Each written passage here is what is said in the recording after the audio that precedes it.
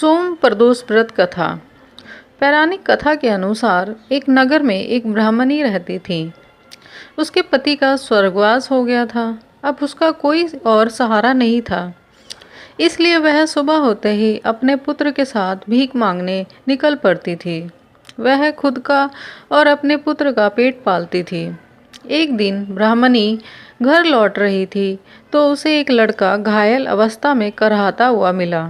ब्राह्मणी दयावश उसे अपने घर लेकर आई। वह लड़का विदर्भ का राजकुमार था। शत्रु सैनिकों ने उसके राज्य पर आक्रमण कर उसके पिता को बंदी बना लिया था और राज्य पर नियंत्रण कर लिया था, इसलिए वह मारा मारा फिर रहा था। राजकुमार ब्राह्मण पुत्र के साथ ब्राह्मणी के घर रहने लगा। एक दिन अंशुमति नामक एक गंधर्व कन्या ने राजकुमार को देखा तो वह उस पर मोहित हो गई। अगले दिन अंशुमति अपने माता पिता को राजकुमार से मिलाने लाई। उन्हें भी राजकुमार पसंद आ गया।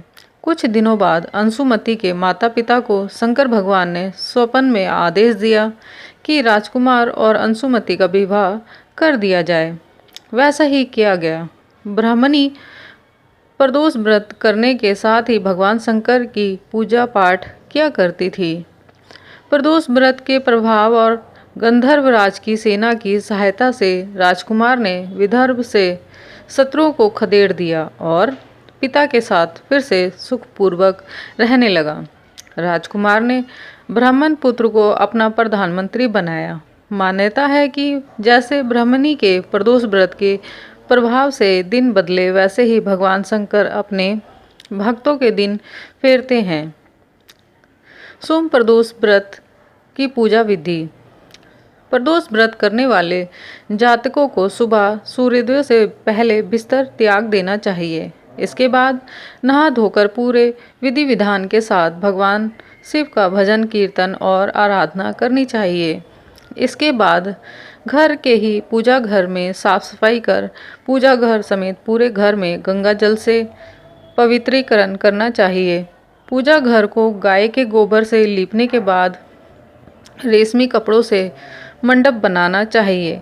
इसके बाद आटे और हल्दी की मदद से स्वास्तिक बनाना चाहिए। व्रती को आसन पर बैठकर सभी देवों को प्रणाम करने के बाद भगवान शिव के मंत्र ओम नमः शिवाय का जाप करना चाहिए। ओम नमः शिवाय।